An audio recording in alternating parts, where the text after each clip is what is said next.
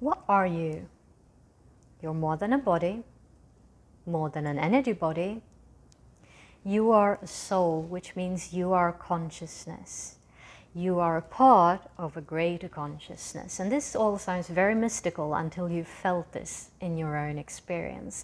Kundalini awakening is a way to experience this unity consciousness in your body, in your waking experience. So you're feeling that every cell of your body is working in harmony, is vibrating in this unity consciousness as you are alive, awake, moving around in the world. So imagine that the soul that you are, this consciousness, is like a river in an ocean of all that is, all consciousness there is. So your awareness is not different from the awareness of all things.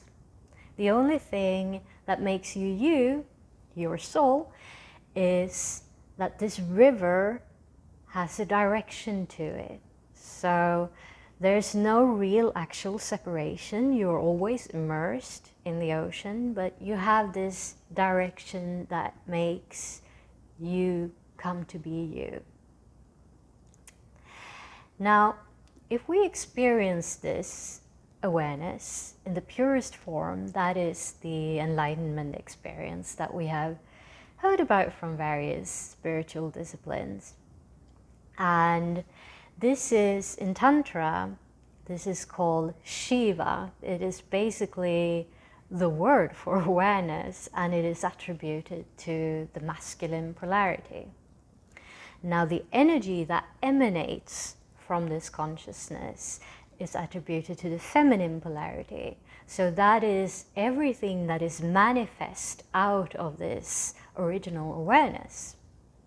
So this is called Shakti or Kundalini, and it is the precursor of all there is, of all form, of everything that we can observe. So it is the precursor of life.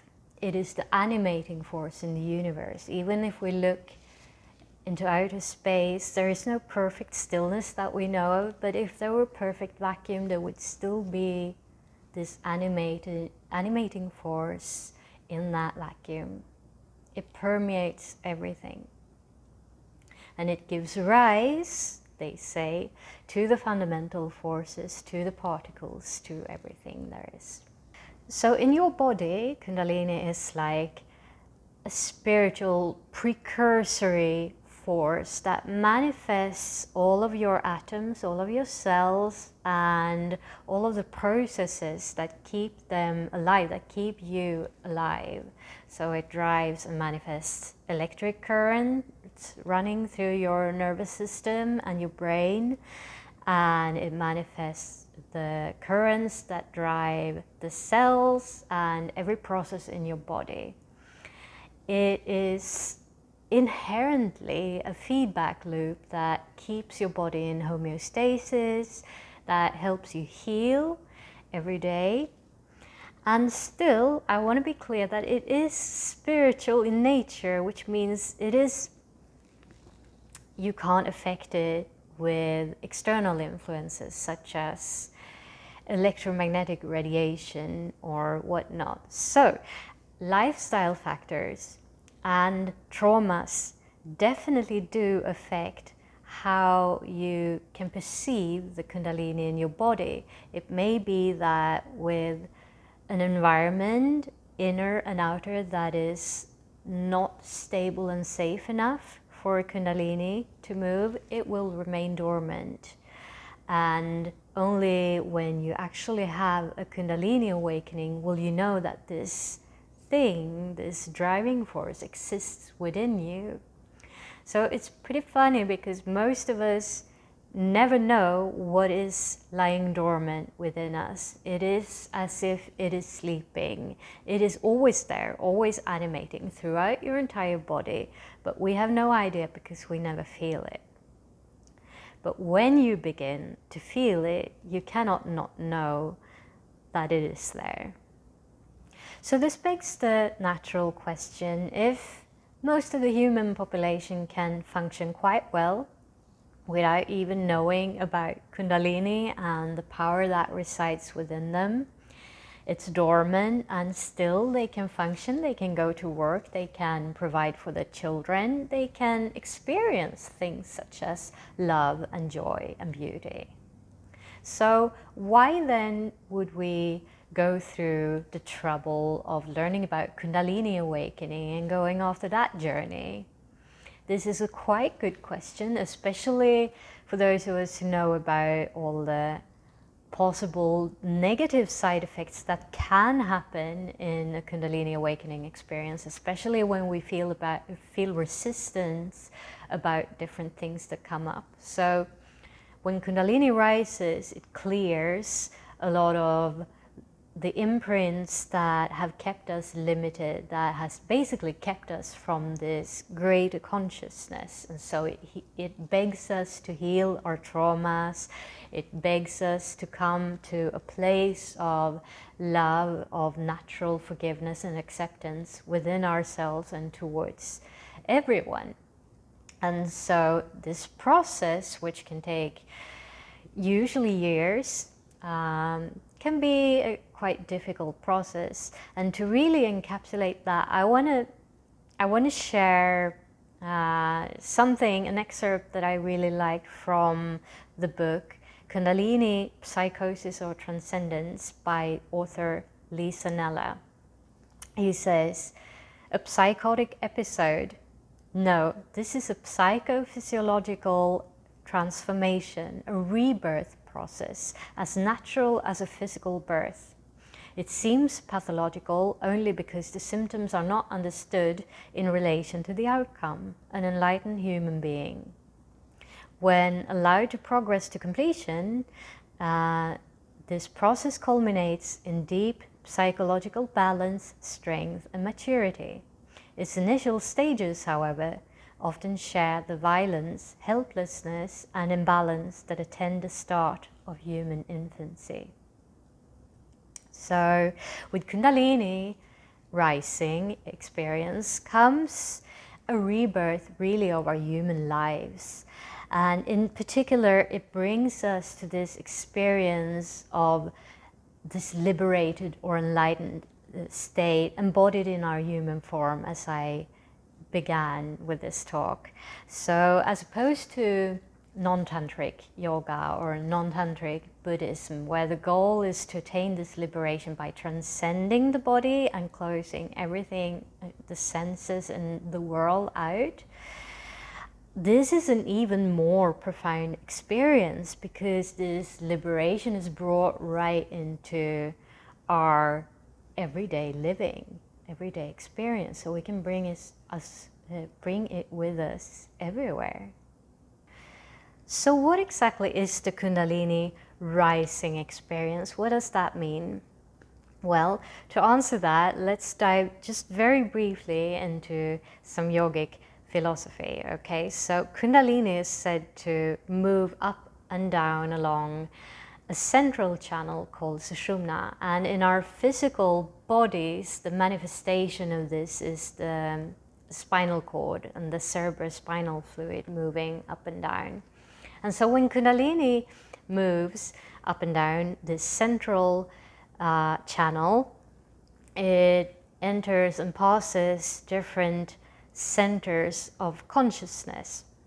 So each of these centers of consciousness give rise to or manifest a center of energy, and these centers of energies are called chakras, which literally means wheel. So it's like this spinning wheel of energy that corresponds to certain aspects of our lives. So many people talk about 7 main chakras along the spine. There are also others throughout the body, but these 7 main centers along the spine are what we can focus most on if we want to live a healthy life and maybe even approach Kundalini rising experience.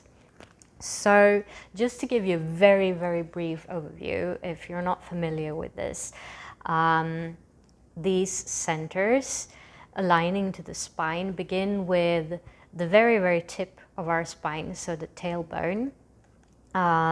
This is the correspondent, this is where the root energy chakra emerges. Okay, and it's connected to being a human in this world, so the very rawness of it, self-preservation, things like having enough food, sleep, water, shelter, feeling safe, really in all aspects of our lives, so not just physical but also mental and emotional. And so if we have an imbalance in that center, it will mean that our life experience will not feel safe. And this is something very, very important to work with if we're going to do any other energy work. This is really the foundation, and this is where we really have to start to feel safe in ourselves, in our environment, in our relationships. Otherwise, everything we build upon it will not be stable enough. Okay, so the next energy center up is aligned to the sacral part of the spine, so it's called the sacral chakra. Well, in English anyway, and it relates to our ability to create. So it's creativity, it's procreation, but it's also more profound than that. It is our ability to be the creators of our lives. And so it's hard to understand when this center is not active, it's not balanced, what that means. But when we are connected fully to the consciousness of it, and when it's balanced, we feel that we are the creators of our world. Even if there are other people out there who are creating their own world and they're all overlapping and co-created, we are still creators of our own world. And so it's quite profound, really. And then moving up to the next center along the spine is the solar plexus, so above the navel and below the ribs. And it's connected to really our ego, our willpower, our goals. And so it's a very, very important place to work with if we want to ever have this profound experience of unity, of love with everything, because it holds our selfishness, our selfish desires. And the goal, if we want to experience unity, would be to align our own desires, which are not wrong, but to align them with the desires of everything. So we've gone through the root, the sacral and the solar plexus chakra, and the next one is the heart chakra. So this is the center for love, for joy, for compassion. And when we are open and fully connected to the center of consciousness, this is what we feel. When we're not, when we're blocked, we might feel other emotions that we need to work through, we need to meet and hold, so that we can come back to that connection with our innate joy, with our innate love. And the next center above that is our neck, lower neck, throat.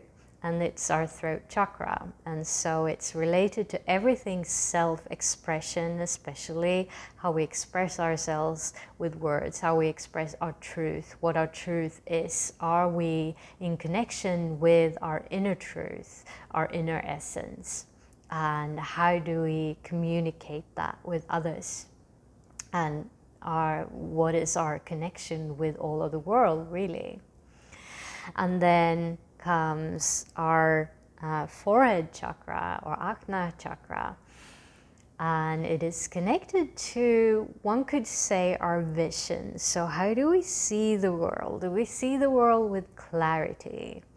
Which means, do we see things as they really are? And what this means reveals itself more and more as this chakra starts to open, because the truth of what things are is not exactly as we perceive them to be if we've not done a lot of inner work, because we've got all these filters around our experience that shape our experience from what we have experienced in our lifetime. And the world is much larger than that. So connecting to and opening this chakra is about seeing what the world really is. And then the last one is at the top of the crown, or even a little bit above. It's called the crown chakra, and that is our connection to consciousness, to spirit, to our soul. And so when things happen in our lives that causes us imbalance, when we experience traumas, this creates imprints, really. What is called karma is really experience imprints that are stored within us. And it causes imbalances, it causes blockages to these energy centers, and it makes it so that Kundalini cannot move freely up and down the spine. So when we have Kundalini awakening, Kundalini can always move however it wants to, but when it does and we have these traumas in the way, it will have to clear these traumas first so that we can experience the flow of energy freely in our system. So Kundalini rising tends to clear out all these traumas, but by bringing them into conscious awareness so that we can heal them with our love, so that we can heal all our not enoughness with our love, so that we can heal our relationship with being human and being small and insignificant and limited with love. Realizing more and more as Kundalini rises and expands, as our centers of consciousness begin to expand, that we are not that limited as we have believed that we are. So this is the Kundalini rising experience, and it leads to more and more expanded consciousness. All right, so to sum this up, basically Kundalini is our life force. It's what animates us, brings us to life. And if we're not feeling it, what we can do, or if it's blocked, what we can do is ask ourselves, how am I suppressing my life force? What am I doing? What am I rejecting in my day-to-day lived experience? And how can I go about shifting that so as to embrace more of my actual experience right now and change my lived experience to become more as I want it to be? How can I embrace more joy, more love, more aliveness, more excitement in my life? What actual action steps can I take to bring this into my lived experience? Okay, of course we can go into a lot more detail on everything that I've mentioned here today, and there's a lot more to say. If you are interested in more, I highly recommend you to join the Kundalini workshop that I will hold on the 9th of August. I'll put a link below so that you can register, or you can also send an email to me or a personal message to find out more. I would be delighted. And if you have any questions or any comments that have popped up in this, then please comment below. I am delighted that you joined me and sharing your presence here with me today. I wish you a beautiful day. Namaste.